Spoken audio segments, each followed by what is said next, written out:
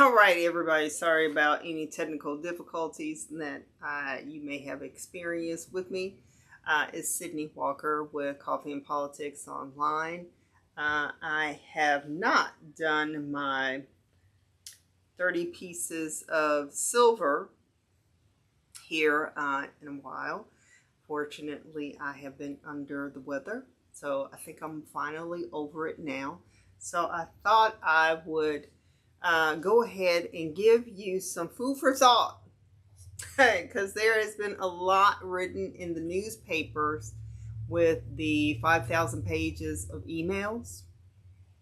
Here's something that no one is speaking about when it comes to, okay, so my screen will stop flipping back and forth, the camera. What no one is talking about. So, yeah, I'm just going to jump into it. I'm not going to be mysterious. We're just going to jump into it. So this is part 4 of 30 pieces of silver. So now this segment is about how did we get here, okay? So Mark Cuban wanted to participate in this new trend of gambling in sports arenas. There's not a whole lot of them out there. I'm not quite sure what the trend is. Most of the ultra premium entertainment districts do not include gambling. T-Mobile in Las Vegas, of course, does. Oklahoma City tried to do it, I believe. So there's just not a lot of them that include that, because gambling is just not authorized in every state across the country, much like it's not here. But here's something that we want to dive into. So Cuban wanted to participate in this, and he wasn't quite sure how to make this happen. So it's really interesting that he forms a relationship here with Las Vegas Sans Corporation to develop this entertainment district that will, eventually include a casino, if it is legalized here in Texas. So, according to information that I read, he didn't know how to make this happen, and he just so happens to sell majority stake of the Mavericks to Miriam Adelson. So, and I will tell you a little bit of backstory about Las Vegas Sans Corp coming to Texas. Before they closed on the deal with the Mavericks, okay? Because they closed December of 2023, okay? Being majority owner of the Mavericks, December 2023, okay? July of 2023, Las Vegas Sans Corporation bought it's been speculated, 100 to 108 acres of the old Texas Stadium. So remember, Texas Stadium was there at 114 and 183 split. Got demolished. Cowboys moved to Arlington, then come back to Dallas. And do understand that the Cowboys used to play at the Cotton Bowl, but that was back in the 60s. They left. They were in Irving. Now they're in Arlington. So, City Council of Irving reviewed this application to change the zoning to make it accommodating for the ultra premium entertainment district that the Las Vegas Sans Corp would like to have. Okay, so they want, mixed use, retail, office, a stadium, also a casino, convention center, have this hub where you can live, work, and play, and here's the great thing. this location is really accessible because most people will be flying in from DFW Airport. Remember that, okay? But I don't know if anyone remembers this, because I want to say everything has been so overshadowed by what's going on here in Dallas with AT&T leaving and so many changes going on with Dallas, reporting crime and whatnot. But March of 2025, the City of Irving City Council voted to change the zoning in favor of the Las Vegas Sans Corporation minus a casino. So Irving said, you can build here, you can have your entertainment district, but you can't have a casino here. And why? Because the residents of Irving do not want a casino in their city, because they don't want the traffic, they don't want the problems, they don't want the strain on police fire resources. They don't want to deal with what a casino will bring. Although prostitution is not legal on the new Las Vegas Strip, it is legal in Clark County, but not in the city of Las Vegas. Let me tell you, I've gone to Vegas. You see working girls all over. They're on the Strip, so you're gonna see even more prostitution going on, and it happens in Dallas, but it will go up major scale, because working rich and up are going to be visiting these entertainment districts, and working girls are going to want their $1,000, $2,000, $5,000 fees for their company and time. So anyway, so City of Irving, yay, listened to their residents and said, hey, you can come here, you can build here, but you can't have a casino. Well, looky, who is thirsty to have Las Vegas Sans Corp here in Dallas and give them their 50 acres, okay? They would like downtown. There's a convention center that has almost over $4 billion being poured into it because, Prop A, I believe Prop A, hold on, let me look at my notes here before I say it wrong. In November 2020, yes. So $1.4 billion for K. Bailey Hutchins Convention Center and Fair Park was voted on, approved by the 2% increase in the hot tax, and most of it's going to K. Bailey. $300 million is supposed to go to Fair Park, and so you have hotel, you have tons of parking spaces, you have the Canyon Project going on. You have a lot going on that could definitely support this. So do we really need to tear down City Hall? So I do want to kind of review some other cities that have had these combination stadium, entertainment, concert, office, retail complexes happen. Okay, so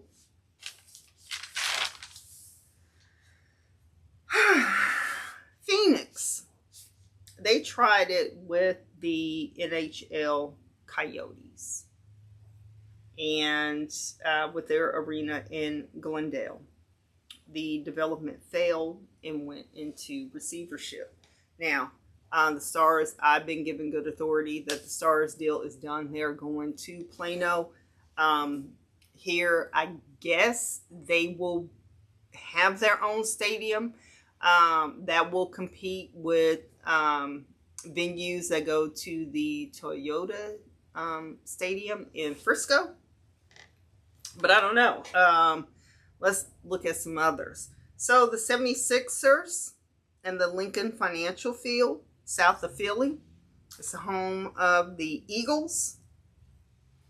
Complaint there is no walkability. The 76ers share the stadium with the NHL Flyers. much like the Dallas Mavericks and the Stars share the AAC. Yablon, if I'm saying his name correct, he's a senior VP with CBRE. We've all been hearing CBRE a lot here in Dallas. And with this particular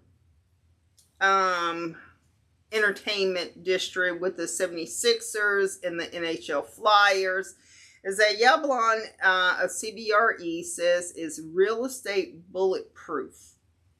All the cities that have these combination entertainment districts where you have your stadiums, you have your office, you have hotel, you have retail, these places are thriving. Remember that. They're thriving, okay? Atlanta broke ground in November of 2022 with 8 million square feet of retail, entertainment, commercial office, and entertainment destinations. I mentioned that because there's also a Omni and a Aloft hotel as part of their ultra premium entertainment district. Okay, so Phoenix failed, went into receivership. Milwaukee, Oklahoma City, they tried it. They went to Milwaukee to see what the pier was like with their new arena. There weren't really any restaurants near the arena. They're a ghost town. The restaurants are ghost towns. So it seems some markets can't support it. Some markets, not so great. Oklahoma City, Paycom Center for the Thunder. They've added a city park and a convention center. No restaurants, no retail, no entertainment directly related to the arena. And they have gambling in Oklahoma.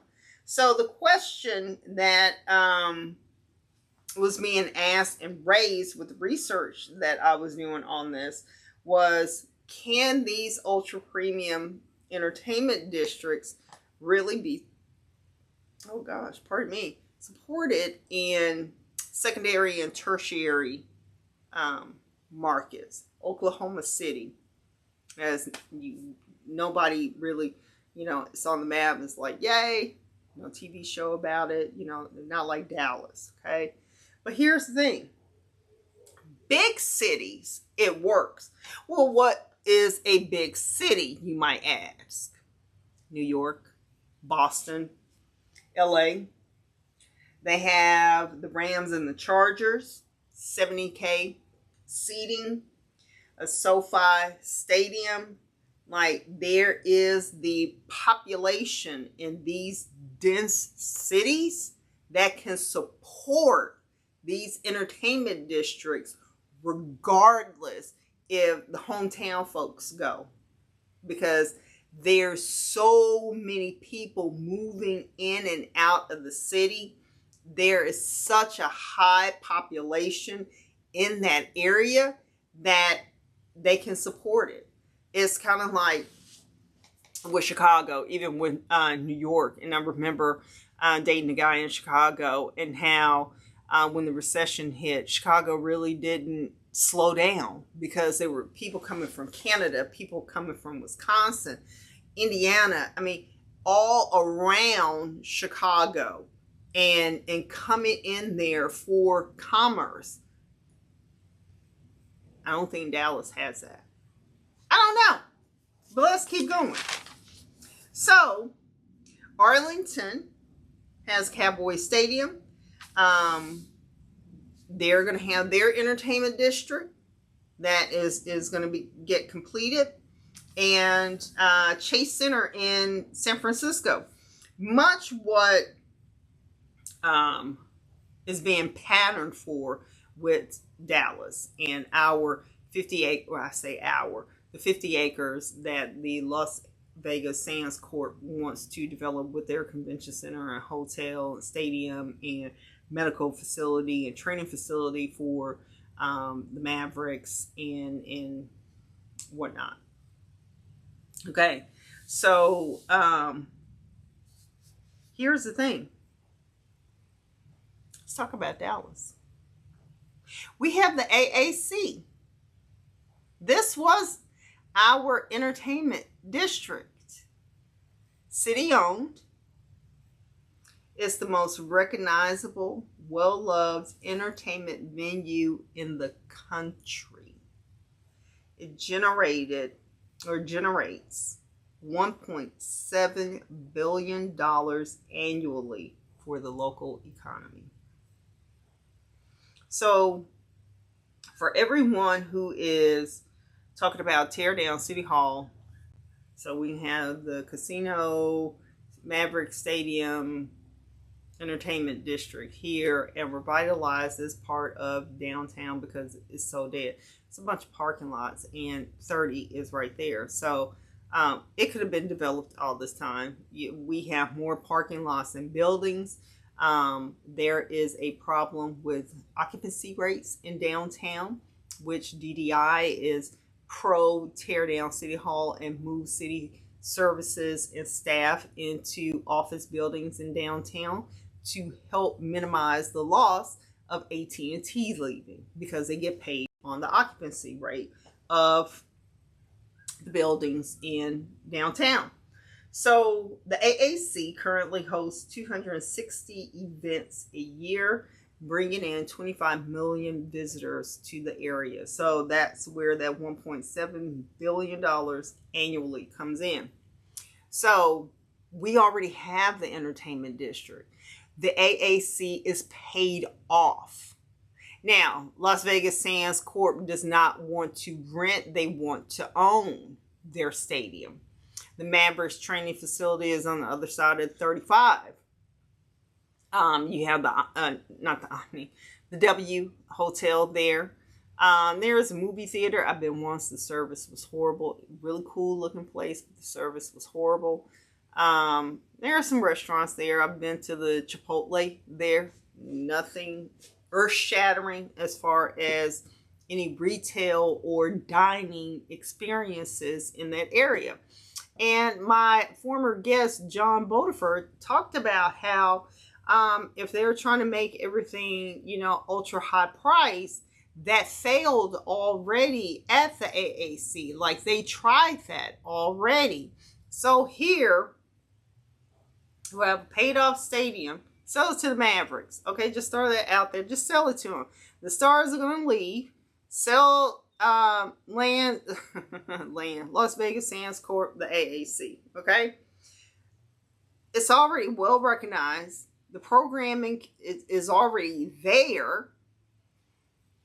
It doesn't make sense to tear down City Hall to build another stadium and another entertainment district when you already have one.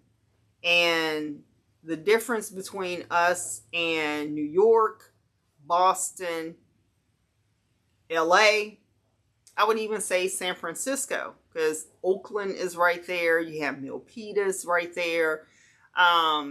You have being in Northern California, so you're going to have, what's that, Oregon?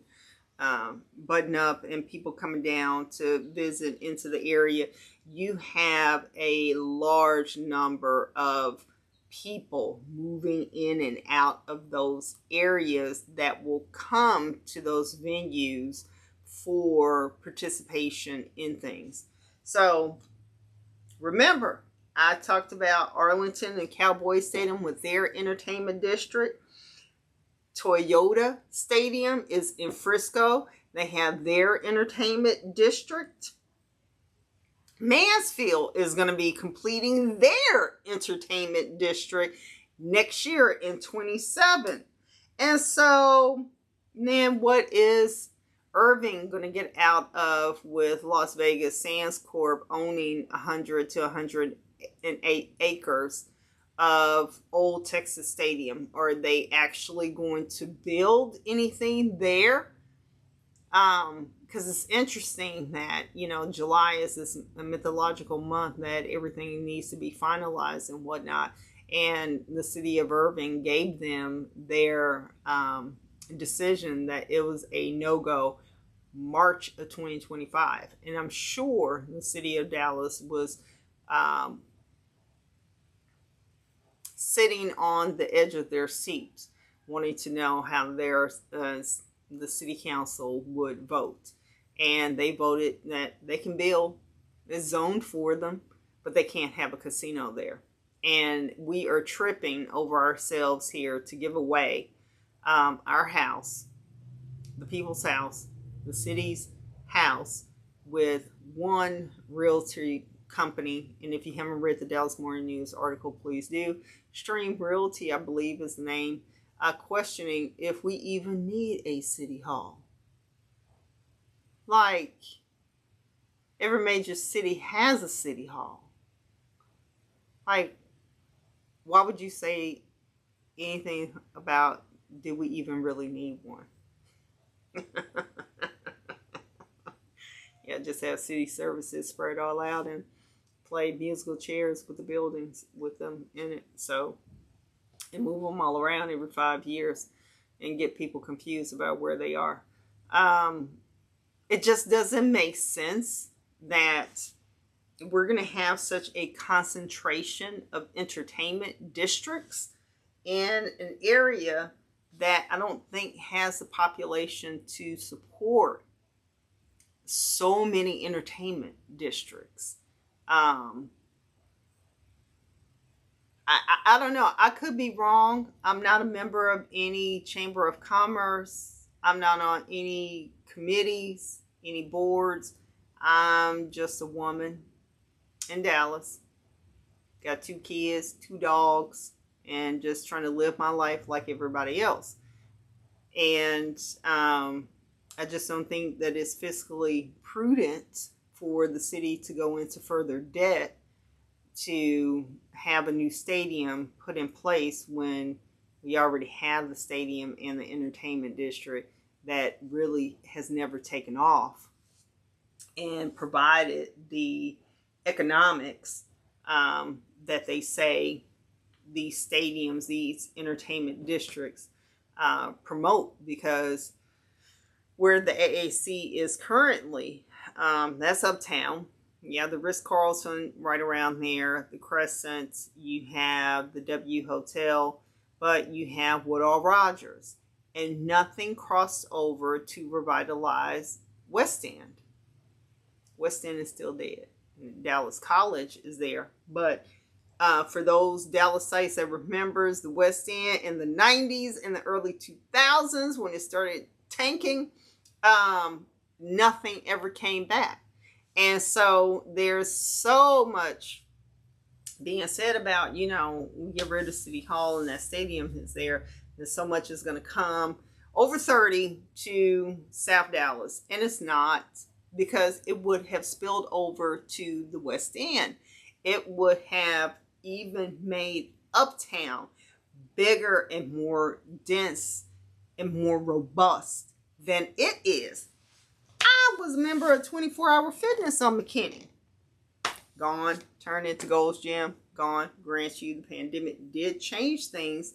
But there just hasn't been this surgence of, office, work, play, entertainment, live here in this area. And I'm assuming that Dallas is considered a secondary market. If DDI is challenged with trying to make sure that the occupancy rates don't tank, and that's going to affect their budget because 6,000 people are going to move out with AT&T, and there is lots of office space available in the Central Business District downtown. Why do we need to have another, again, entertainment district to bring in more office space when there already is office space that's open? That we're trying to put our city government in some of those spaces to help the occupancy rate. Like, who's thinking this through? Who's selling this plan? Oh, I forgot. Yeah. Because Yablon, I'm assuming I'm saying his name correctly, of CBRE, who did the report for the city of Dallas, and put together the $1.4 billion. that it would take to revitalize and modernize City Hall, and that is money not well spent. Well,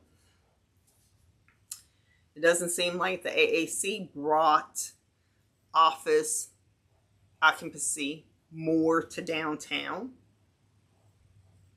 I don't know. I mean, these are questions that you as citizens need to be forcing your city council members, representatives, the select 9 that are pro tear down City Hall. They need to be answering. They need to answer, how much did the AAC deliver on increasing the number of businesses, corporations moving to our downtown area and filling that office space up?